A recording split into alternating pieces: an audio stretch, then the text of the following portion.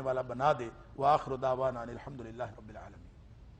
کہ ان ھذا القرآن سبب، کلمہ پڑھا ہے نا، مسلمان ہونے کے دعوے دار ہونا، تو پھر سمجھ لو رستہ کیا ہے تمہارے ساتھ، تمہارے پاس زندگی گزارنے کا، وہ یہ ہے کہ ان ھذا القرآن سبب، یہ قرآن اللہ کی رسی ہے، اور طرفہ بید اللہ و طرفہ بایدیکم، اس رسی کا ایک سرا اللہ کے ہاتھ میں ہے، ایک سرا تمہارے ہاتھ میں ہے۔ اب گویا جس نے اللہ کے ساتھ جڑنا ہے، جس نے اللہ کے ساتھ جڑنا ہے، وہ قرآن کے ساتھ جڑ جائے۔ اللہ کا کلام جو ہوا، کلام اللہ کا کلام، تو اللہ کے کلام کے اندر وہی تاثیر ہے جو اللہ کی ذات کے اندر ہے۔ جو اللہ کی ذات سے برکت لینا چاہتا ہے وہ اللہ کے قرآن سے لے سکتا ہے۔ کلام اللہ کی صفت جو ہوئی، لہذا جو کلام اللہ سے جڑے گا، طرفہ بید اللہ و طرفہ بایدیکم، اس کا ایک سرا اللہ کے ہاتھ میں ہے، ایک سرا تمہارے ہاتھ میں ہے۔ پھر فرمایا فتمسکو، جڑ جاؤ تم سب اس سے، تمسک اختیار کرو، یہ ہے ہدایت کا راستہ۔ کیا ہوگا؟ قرآن کے ساتھ جڑ گئے، فتمسکو بہ، اس کے ساتھ جڑ جاؤ، اس رسی کے ساتھ۔ فرمایا کیا ہوگا؟ دو گارنٹیاں دیں۔ وہاں فرمایا تھا لن تضلوا ما تمسکتم بہما، ہرگز گمراہ نہیں ہو سکتے جب تک کہ تم اس سے چمٹے رہو گے۔ یہاں پہ دو گارنٹیاں دی۔ ایک گارنٹی یہ دی کہ لن تضلوا، کہ تم ہرگز گمراہ نہیں ہوگے، وہی گارنٹی، اور دوسری گارنٹی دی ولن تہلکوا بعدہ ابدا، قرآن کے ساتھ جڑ جاؤ گے تو گمراہی کا امکان بھی ختم ہو جائے گا اور تباہی کا امکان بھی ختم ہو جائے گا۔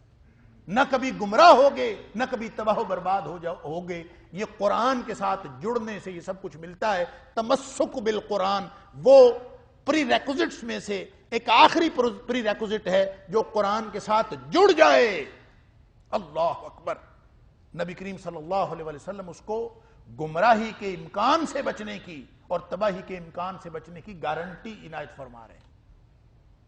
لہذا اللہ سے دعا کریں کہ میں اور آپ، ہم سب اس نیت کے ساتھ، اس خشیت کے ساتھ، اس فکری تجرد کے ساتھ، اس تفکر کے ساتھ، اور اس عمل اور تعامل کے ساتھ، اور اس تمسک کے ساتھ ہم قرآن کو پڑھیں اور قرآن کا مطالعہ کا آغاز کریں۔ جب ہم اس طرح سے کریں گے تو انشاءاللہ اللہ کا بھی وعدہ ہے کہ ان ھذا القرآن یہدی للتی ہی اقوم۔ اس نیت سے پڑھنا ہے، ریوائز کر لیں نیتیں، ری ٹیون کر لیں کہ اللہ ہم یہاں یوں اس لیے بیٹھے ہیں کہ ہمارا راستہ گم ہو گیا ہے، اللہ تو ہمیں راستہ عطا فرما۔ اللہ رہنمائی نہیں ملتی، رہنما نہیں ملتے، تیرے قرآن کو رہنما بنا کر ہم وہ راستہ ڈھونڈنے چلے ہیں، اس راستے پر چلنے کی کوشش کرنے چلے ہیں، جو راستہ جنت کو لے جانے والا راستہ ہے، جو دنیاوی اور اخروی کامیابیوں کا راستہ ہے۔ تیرے نبی نے وعدہ کیا ہے صلی اللہ علیہ وآلہ وسلم نے کہ ان اللہ تعالی یرفع بہذا الکتاب اقواما، اللہ اس کتاب کے ذریعے سے بہت ساری قوموں کو عروج نصیب کرتا، وَيَدْعُ بِهِ آخَرِينَ، اور بہت ساری قوموں کو زوال کا شکار کر دیتا ہے اسی کتاب کی وجہ سے۔ اللہ ہم دنیاوی اور اخروی عروج چاہتے ہیں، ہم اس لیے تیرے قرآن کے ساتھ جڑنا چاہتے ہیں۔ یہ نیتیں کر لیں، اللہ تعالی ہم سب کو اس خالص نیت کے ساتھ قرآن پڑھنے اور قرآن کے ساتھ جڑنے اور تمسک بالقرآن کی توفیق عطا فرمائے۔ اب آئیے اس آیت کی طرف، آیت نمبر 127 سورہ بقرہ۔ اس کو پڑھنے سے پہلے میں عرض کر دوں، سورہ بقرہ مدنی سورت ہے، اور نزول کے اعتبار سے بھی سب سے پہلی مدنی سورت ہے۔ یعنی ویسے ترتیب نزولی میں جب ہم سب سے پہلی آیات کو اور پہلی وحی کو دیکھتے ہیں تو وہ 33ویں پارے میں چلی گئی، اور یہ جو ترتیب ہے، جس ترتیب سے قرآن اس وقت ہمارے سامنے ہے، یہ ترتیب توقیفی کہلاتی ہے، ترتیب نزولی نہیں۔ تو نزولی ترتیب کے اعتبار سے مکی دور کا پورا قرآن نازل ہو چکا تھا، اور اس کے بعد جو مدنی دور میں یعنی ہجرت کے بعد سب سے پہلی سورت جو نازل ہوئی ہے وہ سورہ بقرہ نازل ہوئی۔ اور سورہ بقرہ کے اندر اگر اس کو ہم سمجھنا چاہیں، اس کے پورے مضامین کو، تو اس کو آپ 4 یا 5 حصوں میں تقسیم کر سکتے ہیں. جو پہلا حصہ ہے وہ پہلے 2 رکوعوں پر، یعنی آیت نمبر 1 سے آیت نمبر 20 تک، پہلی 20 آیات پر مشتمل ہے.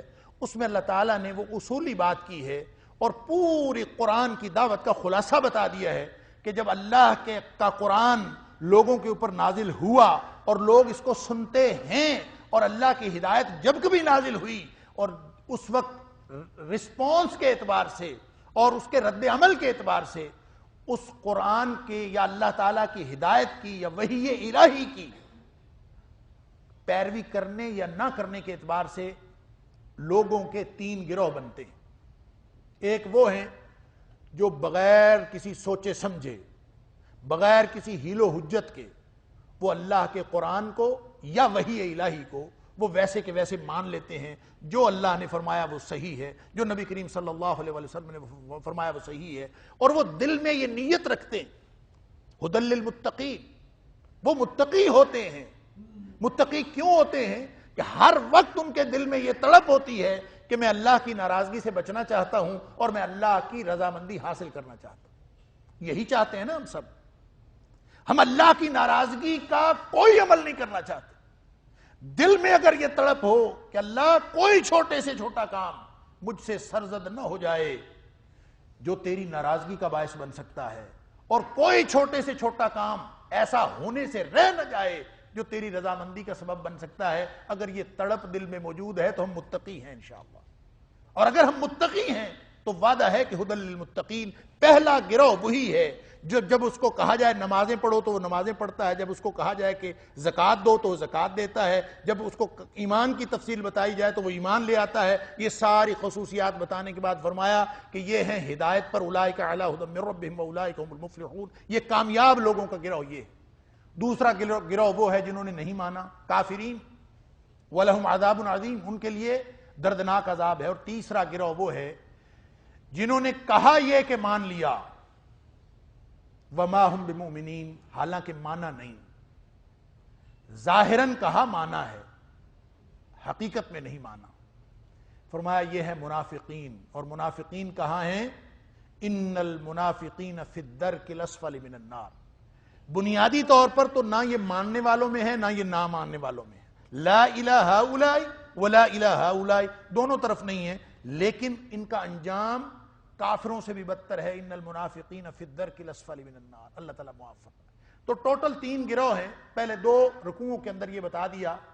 اب تیسرے رکوع کی ابتدا میں، تیسرے اور چوتھے رکوع میں حکم یہ ہے کہ تم اب پہلے گروہ میں شامل ہونے کی کوشش کرو، کیونکہ کامیاب لوگوں کا گروہ ایک ہی ہے. اس میں شامل ہونے کے لیے تمہیں کیا کرنا ہے؟ تمہیں بس اپنے اللہ کی عبدیت کے نظام کے ساتھ وابستہ ہونا. یا ایھا الناس اعبدوا ربکم الذی خلقکم والذین من قبلکم لعلکم تتقون. پہلے متقیوں کے گروہ میں، کامیاب لوگوں کے گروہ میں شامل ہونے کے لیے تمہیں اس نظام عبدیت کے ساتھ منسلک ہونا پڑے گا. یہ تیسرے اور چوتھے رکوع میں یہ پوری اس کی تعلیمات کا خلاصہ یہ. 5ویں رکوع سے لے کر، یعنی آیت نمبر 40 سے لے کر آیت نمبر 141 تک جہاں یہ پارہ مکمل ہوتا ہے، ہم اس وقت 15ویں رکوع کی آخری آیت پر ہیں. اور آیت یعنی پہلے 4 رکوع چھوڑ کر اگلے جو 10 رکوع ہیں 14ویں رکوع تک وہ بنی اسرائیل کا ذکر ہے. اور اللہ کریم نے بنی اسرائیل کے جرائم بھی ذکر کیے ہیں، ان کے اوپر جو انعامات ہوئے تھے وہ بھی ذکر کیے ہیں، اور ان کی جو نافرمانی ہے ان کا ذکر بھی کیا ہے، اور ان کی سزاؤں کا ذکر بھی کیا. مفسرین نے لکھا ہے کہ 10 خصوصی انعامات تھے جو اللہ تعالیٰ نے بنی اسرائیل کے اوپر کیے، ان کا ذکر ہے. 10 ہی قسم کے ان کے جرائم تھے جن کا ذکر ہے، بلکہ اس سے قبل کہنا چاہیے کہ 10 قسم کے ہی احکام تھے جن کو احکام عشرہ کہتے ہیں. 10 احکام، 10 انعامات، 10 قسم کے جرائم اور 10 قسم کی سزائیں. واللہ اعلم، یہ ان کی تقسیم. ان کو چارج شیٹ کیا گیا ہے ان 10 رکوعوں کے اندر کہ تمہارا کردار یہ ہے، اس کردار کی وجہ سے تمہیں دنیاوی قیادت اور دینی سیادت سے معزول کیا جا رہا. یا گویا بنی اسرائیل کے قیادت سے معزولی کے اسباب بیان کیے گئے. اور یہ جو 2 رکوع جو اب ہم چل رہے ہیں، جس میں 15واں اور 16واں رکوع، جس کی ایک آیت بلکہ دو آیتیں میں نے آپ کے سامنے رکھی، جو آخری دو آیتیں ہیں 15ویں رکوع کی. ان دو آیات کے اندر حضرت ابراہیم علیہ السلام کا ذکر ہے، بلکہ ان دونوں رکوعوں کے اندر حضرت ابراہیم علیہ السلام کا ذکر ہے.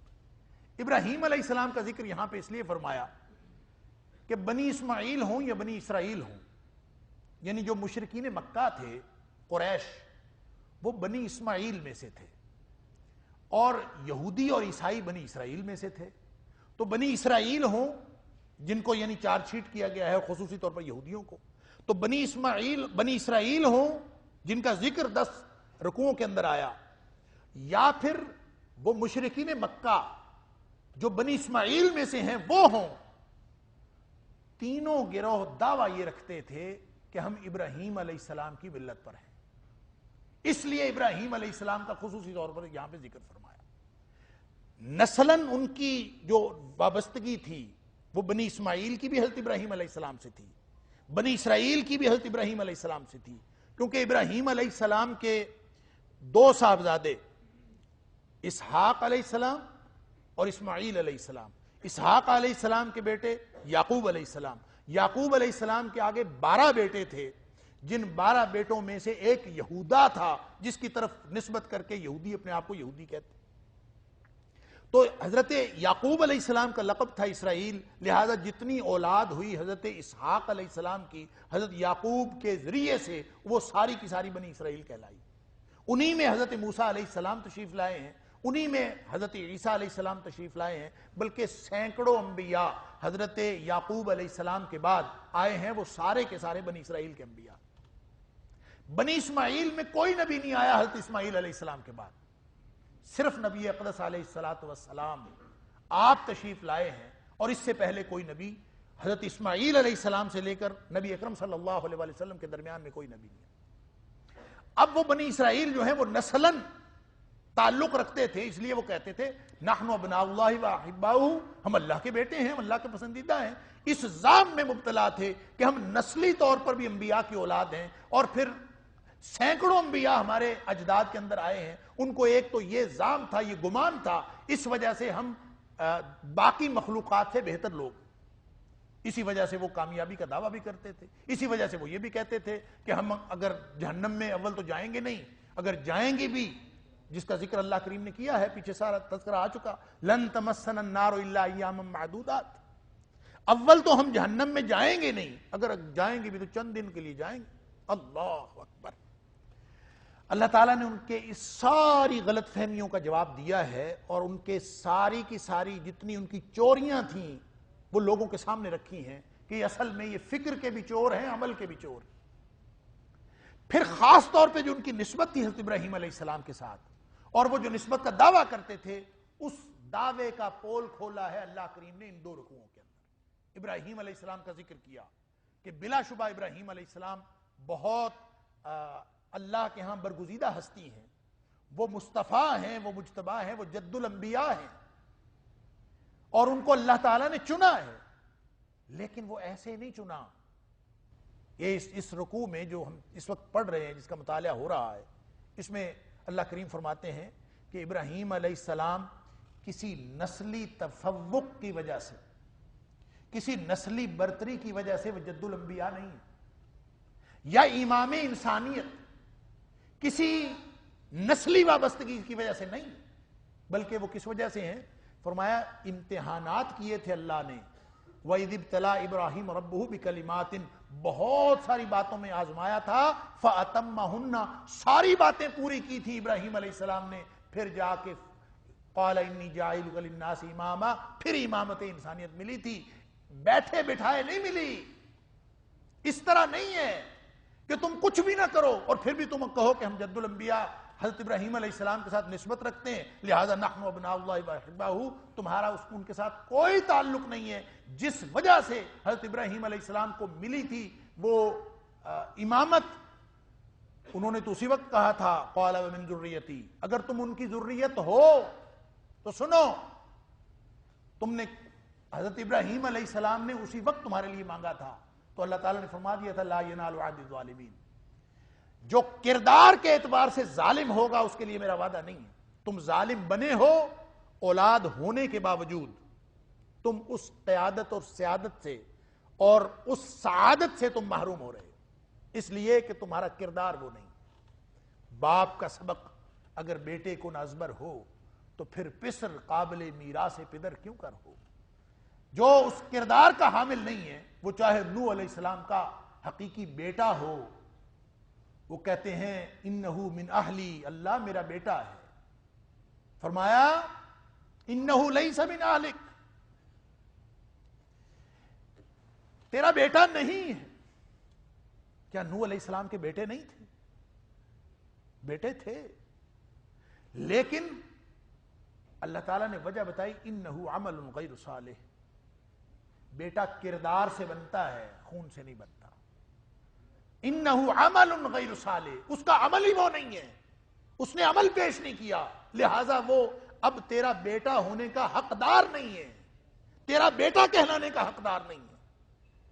لہذا ان دو رکوعوں کے اندر اللہ کریم نے ابراہیم علیہ السلام کا ذکر کر کے یہ بتایا ہے کہ جن کے ساتھ تم نسبت کرتے ہو، اس نسبت کی بھی بات ہو تو اس نسبت کا تعلق بھی کردار کے ساتھ ہے، ملت کے ساتھ ہے، دین کے ساتھ ہے، اس منہج کے ساتھ ہے، اس دستور کے ساتھ ہے، اس طرز زندگی کے ساتھ ہے جو حضرت ابراہیم علیہ السلام نے اپنائی۔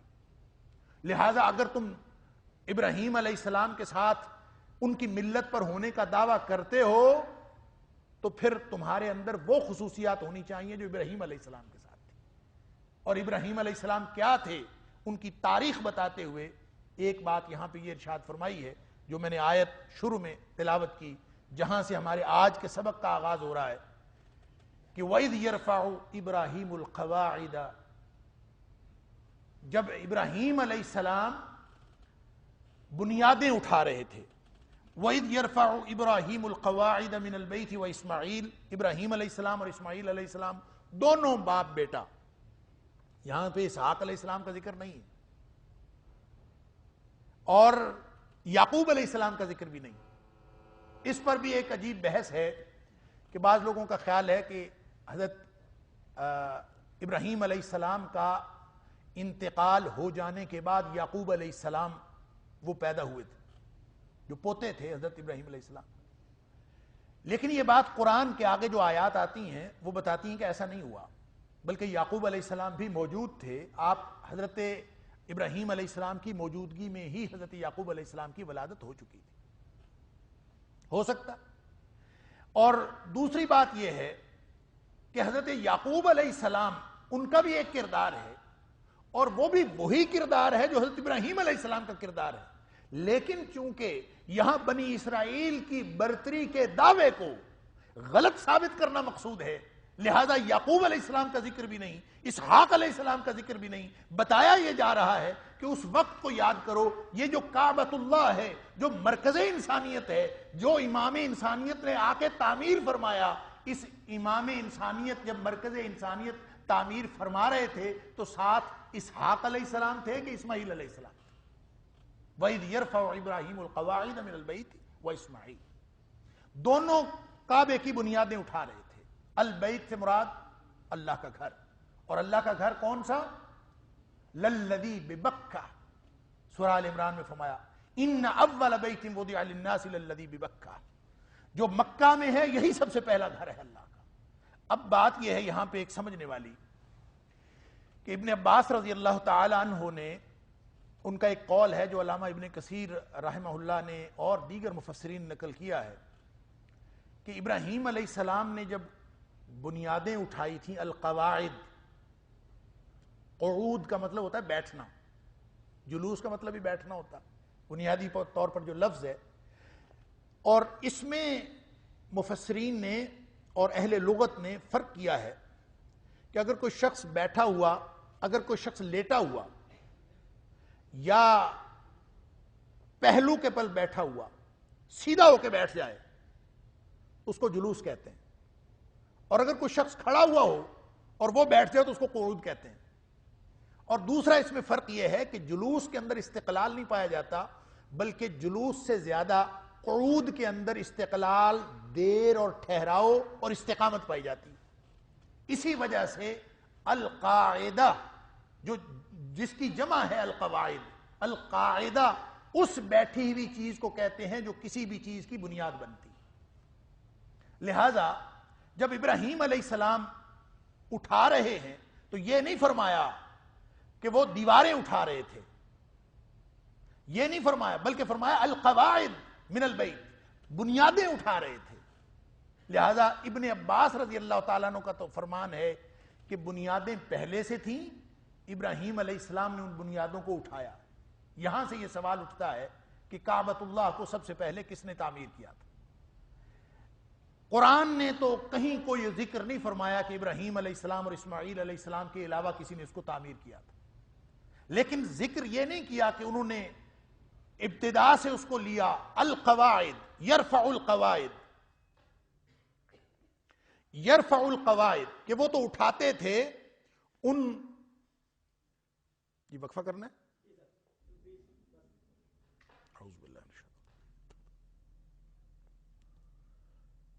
القواعد کے لفظ کا مطلب یہ ہے کہ بنیادیں موجود تھیں. ابن عباس رضی اللہ تعالیٰ عنہ کا قول یہ ہے کہ بنیادیں موجود تھی، کعبۃ اللہ پہلے سے تھا، ابراہیم علیہ السلام نے ان بنیادوں کو دوبارہ سے اٹھایا ہے. ہو سکتا ہے یہ بات درست ہو، اور مورخین نے اور سیرت نگاروں نے لکھا ہے، اور خاص طور پہ جنہوں نے مکہ کی یہ جدید ترین جو مکہ کے اور کعبۃ اللہ کی تاریخ مرتب ہوئی ہے اس کے مطابق اس میں ایسی روایات اکٹھی کی گئی ہیں کہ کعبۃ اللہ اب تک 11 مرتبہ تعمیر ہو چکا ہے. اور اس میں یہ بھی کہا گیا ہے کہ کعبۃ اللہ سب سے پہلے جو تعمیر کیا گیا تھا وہ فرشتوں نے تعمیر کیا تھا. بعض لوگوں نے کہا کہ سب سے پہلے حضرت آدم علیہ السلام نے تعمیر کیا. بعض روایات میں آتا ہے شیش علیہ السلام نے تعمیر کی. جس نے بھی تعمیر کیا، اور ان روایات پر وہ اگرچہ سند کے اعتبار سے وہ روایات معتبر روایات نہیں. سب سے معتبر بات اس سلسلے کی یہی ہے وَإِذْ يَرْفَعُ إِبْرَاهِيمُ الْقَوَاعِدَ مِنَ الْبَيْتِ. ابراہیم علیہ السلام نے بنیادیں اٹھائی ہیں. لہذا مفسرین کا خیال یہ ہے کہ ابراہیم علیہ السلام نے بنیادیں رکھی بھی تھیں، سنگ بنیاد بھی رکھا تھا، اور پھر اس کے بعد ان کو اٹھایا بھی تھا. اور صرف ان بنیادوں کو اٹھانا اس سے مراد نہیں ہے، بلکہ بنیاد رکھ کے پھر اس کو اٹھانا مراد. لیکن اگر یہ بات ہو تو ابن عباس رضی اللہ تعالیٰ عنہ کا یہ قول اس کی تطبیق نہیں ہو سکتی. ایک اور حدیث ہے بخاری اور مسلم کے اندر، حضرت عائشہ صدیقہ رضی اللہ تعالیٰ عنہ فرماتی ہیں کہ نبی اکرم صلی اللہ علیہ وآلہ وسلم نے ایک دن مجھے ارشاد فرمایا کہ عائشہ، یہ جو آپ کی جو قوم ہے نا، انہوں نے جب کعبہ بنایا تھا، بنو الکعبۃ واقتصروا عن قواعد ابراہیم، انہوں نے جب کعبہ تعمیر کیا تھا نا تو ابراہیم علیہ السلام والی جو بنیادیں تھیں وہ چھوڑ دی تھی. نبی اکرم صلی اللہ علیہ وسلم فرما رہے ہیں، اور یہ صحیح حدیث ہے بخاری اور مسلم کی.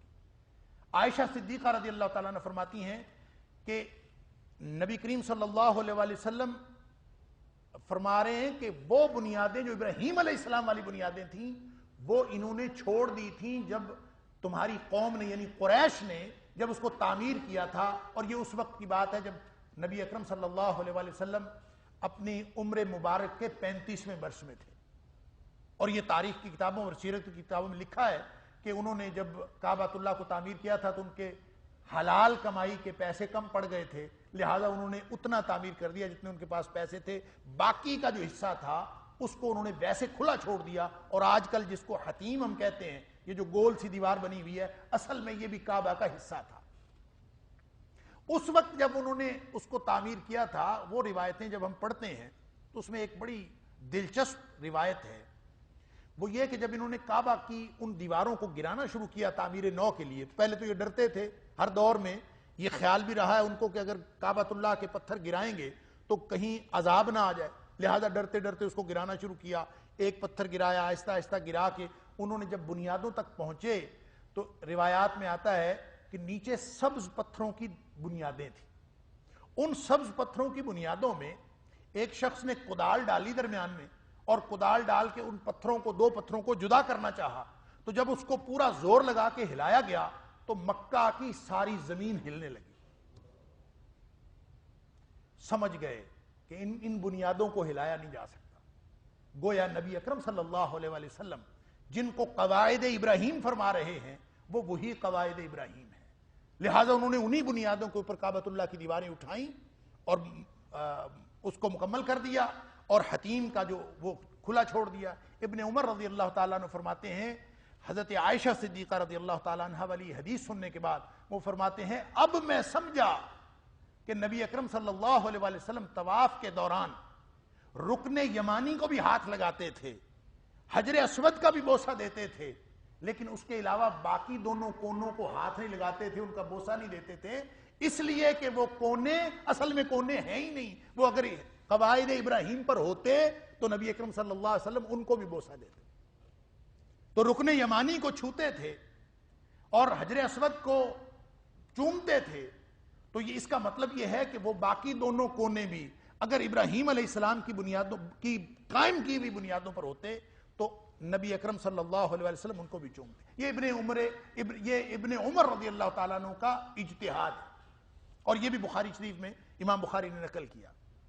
اس کا مطلب یہ ہے، اس ساری گفتگو کا مطلب یہ ہے کہ ابراہیم علیہ السلام نے ان احادیث سے اور ان روایات سے پتہ چلتا ہے کہ ابراہیم علیہ السلام نے جو بنیادیں رکھی تھیں وہ نبی اکرم صلی اللہ علیہ وسلم نے بھی انہی بنیادوں کو اتھینٹیفائی کیا، انڈورس کیا، اور بعد میں اچھا اسی حدیث میں ہے کہ حضرت عائشہ صدیقہ رضی اللہ تعالیٰ عنہ فرماتی ہیں کہ نبی اکرم صلی اللہ علیہ وسلم کو کہ ایسا کریں کہ آپ انہی بنیادوں پر آپ بنا دیں کعبۃ اللہ، آپ کیوں نہیں بناتے؟ تو نبی اکرم صلی اللہ علیہ وسلم نے فرمایا کہ اصل میں لولا حدثان قومک بالکفر، اگر تیری قوم جو ہے وہ کفر کے قریب نہ ہوتی لفعلت، تو میں یہ کر گزرتا۔ کیا مطلب کہ یہ نئے نئے اسلام میں آئے ہیں تو کہیں کسی غلط فہمی کا شکار نہ ہو جائیں اور واپس کفر میں نہ چلے جائیں کہ یہ کعبۃ اللہ اب چینج ہو گیا ہے۔ تو نبی اکرم صلی اللہ علیہ وسلم نے یہ نہیں کیا۔ بعد میں حضرت عبداللہ بن زبیر رضی اللہ تعالیٰ عنہ نے بنو امیہ کے دور میں جب انہوں نے کعبے کو دوبارہ تعمیر کیا تو حضرت عبداللہ بن زبیر رضی اللہ تعالیٰ عنہ نے ان بنیادوں پر تعمیر کیا جن بنیادوں پر ابراہیم علیہ السلام نے تعمیر کیا تھا، یعنی حتیم کو اس کے اندر شامل کر لیا۔ بعد میں عبد الملک بن مروان آیا، اس نے پھر اس کو واپس اسی پر کر دیا جو نبی اکرم صلی اللہ علیہ وسلم کے دور میں تھا۔ لیکن عبد الملک بن مروان کے بارے میں یہ آتا ہے کہ جب ان کو یہ پتا چلا اس حدیث کا جو ہے عائشہ صدیقہ رضی اللہ تعالیٰ عنہ والی حدیث ہے، جب یہ ان تک پہنچی عبد الملک بن مروان تک تو ساری زندگی افسوس کرتا رہا کہ مجھے اگر یہ پہلے پتا چل جاتا کہ یہ حدیث ہے تو میں عبداللہ بن زبیر کے جو قائم کی ہوئی بنیادیں تھیں میں ان کو کبھی ختم نہ کرتا اور میں اس کو قواعد ابراہیم پر رکھتا۔ یہاں بھی قواعد ابراہیم کا ذکر۔ اب ان ساری گفتگو سے پتہ ہی چلتا ہے کہ ابراہیم علیہ السلام انہوں نے کعبۃ اللہ کو سب سے پہلے تعمیر کیا، بنیادیں بھی رکھیں، لیکن ایک بات ملحوظ رہے کہ چاہے ابراہیم علیہ السلام نے تعمیر کیا اور چاہے فرشتوں نے تعمیر کیا اور وہ ساری روایات آتھینٹک ہوں یا نون آتھینٹک ہوں، ایک بات کلیئر ہے جو اللہ کا قرآن بتا رہا ہے وہ یہ ہے کہ ان اول بیت وضع للناس للذی ببکہ، کہ سب سے پہلے دنیا پر تعمیر ہونے والا روئے زمین پر اللہ کا گھر جو سب سے پہلے تعمیر ہوا ہے وہ بیت المقدس نہیں ہے بلکہ وہ بیت اللہ ہے، اللہ کا گھر ہے کعبۃ اللہ جو مکہ کے اندر ہے۔ اس ساری بحث کو سمیٹتے ہوئے سمجھنے کی بات کہ کب تعمیر ہوا، یہ بحث تو ہم تب کریں اگر کعبۃ اللہ کا شرف، کعبۃ اللہ کی تکریم اس کی تاریخ سے وابستہ ہو تو پھر یہ ساری بحث ٹھیک ہے۔ پھر ہم اس کی تقدیم اور تاخیر کی بات کریں کہ اگر ہمیں فرشتوں کا بنایا ہوا کعبہ ملے تو ہم کہیں کہ یہ مشرف ہے، اب پھر ہم کہیں کہ یہ تکریم والا ہے اور یہ بڑے شرف والا ہے، اور اگر یہ بعد میں ابراہیم علیہ السلام نے تعمیر کیا ہو تو اس کا شرف کم ہو جائے گا۔ اگر یہ بحث ہو تو پھر اس بحث کے اندر کوئی فائدہ ہے؟ بات یہ ہے کہ ابراہیم علیہ السلام نے بھی اگر اس کو تعمیر کیا ہے یا حضرت آدم علیہ السلام نے تعمیر کیا ہے تو کن پتھروں سے تعمیر کیا ہے؟ بعض روایات میں آتا ہے ایک پتھر جودی پہاڑ سے آیا، کچھ پتھر جو ہیں وہ لبنان کے پہاڑوں سے آئے، کچھ پتھر فلاں جگہ سے آئے، کچھ پتھر فلاں جگہ سے آئے۔ ایک بالکل مبہم سی روایت یہ بھی ہے کہ یہ سارے کے سارے پتھر جنت سے آئے تھے، لیکن اس کی کوئی حقیقت نہیں ہے. جنت سے صرف حجر اسود آیا ہے، جس کے بارے میں نبی کریم صلی اللہ علیہ وسلم کی صحیح حدیث ہے کہ وہ آیا تھا تو وہ سفید تھا، لوگوں کے گناہوں کی وجہ سے وہ آہستہ آہستہ سیاہ ہو گیا. صرف وہ ایک پتھر جنت سے آئے، باقی پتھر جنت سے نہیں آئے. تو وہ کہاں سے آئے ہیں؟ وہ انہی پہاڑیوں کے پتھر ہیں، مکہ کی وادی کے پہاڑیوں کے پتھر ہیں. تو مکہ کی وادی کے پہاڑیوں کے پتھر وہ مقدس کیسے ہو گئے؟ وہ شرف والے کیسے ہو گئے؟ وہ تکریم والے کیسے ہو گئے؟ تو پتہ یہ چلا کہ تکریم اور عزت پتھر کے اوریجن کی وجہ سے نہیں ملتی، بلکہ وہ اللہ کے حکم کی وجہ سے ملتی. عمر فاروق رضی اللہ تعالیٰ نے فرمایا تھا نا حجر اسود کو دیکھ کر، انی اعلم انک حجر، میں جانتا ہوں تو ایک پتھر ہے، اور مجھے یہ بھی معلوم ہے کہ لا تضر ولا تنفع، نہ تو فائدہ دے سکتا ہے نہ تو نقصان کر سکتا. پتھر کیا کر سکتا؟ لیکن میں تجھے چومتا اس لیے ہوں کہ میں نے نبی اکرم صلی اللہ علیہ وسلم کو تجھے چومتا ہوا دیکھا ہے. لولا انی رأیت رسول اللہ صلی اللہ علیہ وسلم یقبلک، اگر میں نبی کریم صلی اللہ علیہ وسلم کو تجھے چومتا ہوا نہ دیکھتا، ما قبلتک، تو میں کبھی بھی تجھے نہ چومتا. تو عزت اور تکریم اس وجہ سے نہیں ہے کہ وہ جنت سے آیا ہے، اس وجہ سے ہے کہ نبی اکرم صلی اللہ علیہ وسلم نے اس کو چوما ہے.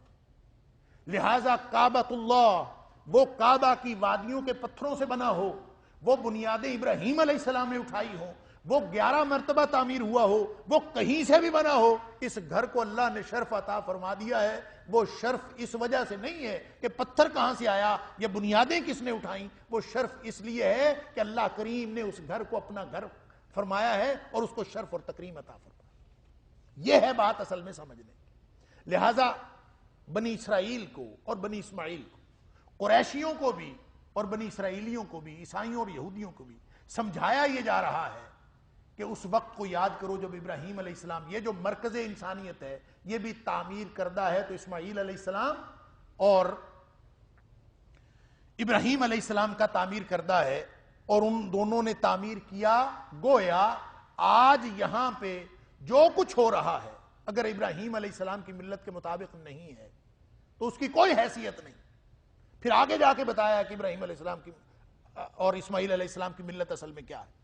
پھر فرمایا کہ ان دونوں نے دعا کی اللہ تعالیٰ سے، ربنا تقبل منا، اللہ یہ جو خدمت ہم سر انجام دے رہے ہیں تو ہماری طرف سے قبول فرما لے. انک انت السمیع العلیم، بے شک تو بہت سننے والا اور بہت جاننے والا ہے. ربنا وجعلنا مسلمین لک، یہ وہ ساری دعائیں ہیں ابراہیم علیہ السلام کی اور اسماعیل علیہ السلام کی، دونوں نے مل کے کی. ربنا، اے ہمارے رب، وجعلنا، اور بنا دے ہم کو، مسلمین لک، اپنا فرما بردار. بتائیے تو ابراہیم علیہ السلام اور اسماعیل علیہ السلام فرما بردار نہیں تھے؟ کعبۃ اللہ تو تعمیر کر رہے ہیں. تاریخی واقعات کو دیکھیں تو بات سمجھ میں یہ آتی ہے کہ